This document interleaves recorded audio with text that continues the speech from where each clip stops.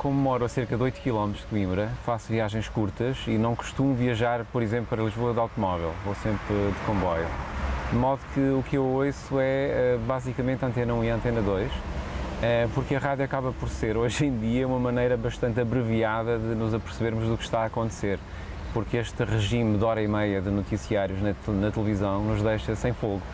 E, portanto, o que eu faço é aproveitar esses momentos breves para uma atualização das notícias e pouco mais tempo sobra.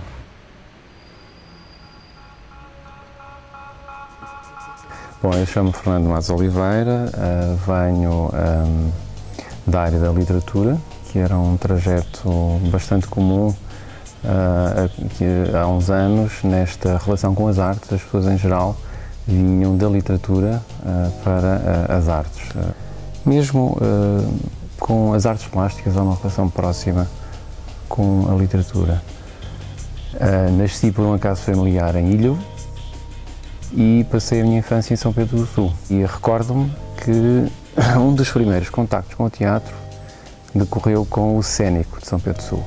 E a partir daí fiz o ensino secundário em São Pedro do Sul, fiz depois aqui o curso de Línguas e Literaturas Modernas, depois o mestrado em Literatura Dramática e depois o doutoramento em Literatura Portuguesa, sempre com interesse no teatro.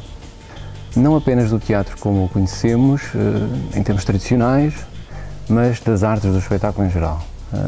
A performance, a dança, a expressão plástica, corporal. Quando estamos a ler um texto na página, a relação que temos com esse texto é absolutamente mediada pela linguagem verbal. Quando estamos a ver um ator em palco, a linguagem verbal é apenas uma componente desse desafio interpretativo, não é? Daquilo com que somos confrontados. E em parte esse é também o mistério, a atração, o desafio, a solicitação do teatro e das artes do espetáculo. Ou seja, o que sobra de sentido, de interpelação do real para além da linguagem verbal. É esse, no fundo, o motivo do meu interesse pelo teatro. Essa aventura dos signos e da significação, da semântica. No fundo, creio que é o que motiva as pessoas que se relacionam com as artes performativas em geral. Nunca fui ator, aliás, não foi nunca algo que me motivasse, mas sempre me interessei como espectador, fundamentalmente. Eu gosto muito de cinema também, de literatura, obviamente, e no âmbito da literatura, especificamente de poesia. Podemos ir hoje ao cinema, nomeadamente em Coimbra, não é? Porque esse é também um problema do cinema hoje, no que diz respeito à distribuição, é que, aqui podíamos mesmo lembrar aquela célebre expressão de Adorno, assistimos assim a uma espécie de triunfo do mesmo, não é? Se formos ao Fórum, temos os mesmos filmes que temos no Dolce Vita. Portanto, um espectador em Coimbra hoje também tem dificuldades em sair de casa para ver bom cinema.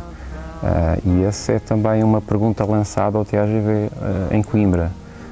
Agora é de voltar a ser, porque já foi, e bem, décadas atrás, e ao longo e desde 1961, períodos muito interessantes e muito consistentes em termos de programação de cinema, um espaço que possa ser uma alternativa ao cinema que temos agora em Coimbra, não é? Possa mesmo ser, se quiséssemos ser um pouco mais ambicioso, uma cinemateca em Coimbra, não é? Com uma programação de qualidade, uma programação diversificada, diferenciadora, e esse é também um dos objetivos que temos no TAGV. O TAGV é um teatro que tem um contexto institucional muito próprio. Primeiro, é em Portugal o único teatro universitário. Mesmo no mundo não há muitos teatros universitários, pelo menos com a relação que este tem com a universidade e com a cidade. E, portanto, o desafio de pensar este espaço, o lugar que este espaço pode ocupar na cidade e na relação com a universidade, foi de facto o que me fez decidir pela aceitação.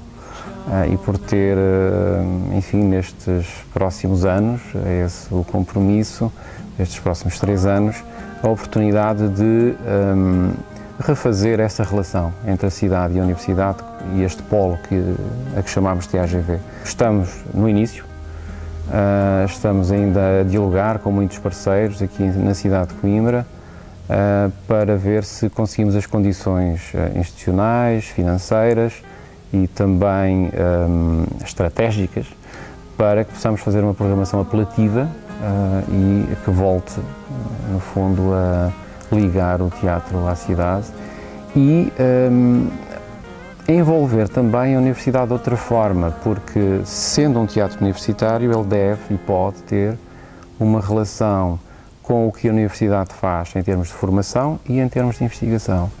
E o que no momento do convite foi justamente falado e conversado foi também sobre a forma como podíamos envolver a universidade e o trabalho que se faz na universidade em termos de formação e investigação com o TAGV. São desafios difíceis, mas que estão ao nosso alcance, não é? Implicam uma relação diferente, por exemplo, com os grupos de teatro universitário, que estão aqui mesmo ao lado, eles são nossos vizinhos e por vezes são vizinhos quase de costas voltadas.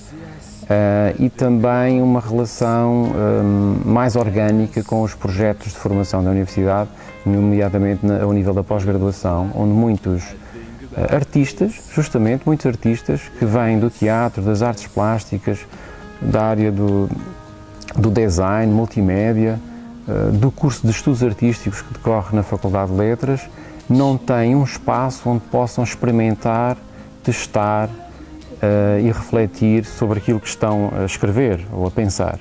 E, portanto, o TAGV pode ser uma extensão desses trabalhos.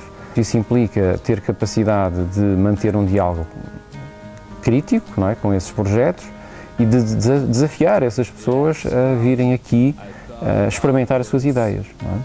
Há, inclusive, no panorama académico internacional, hoje, um movimento que implica mais a prática e a reflexão.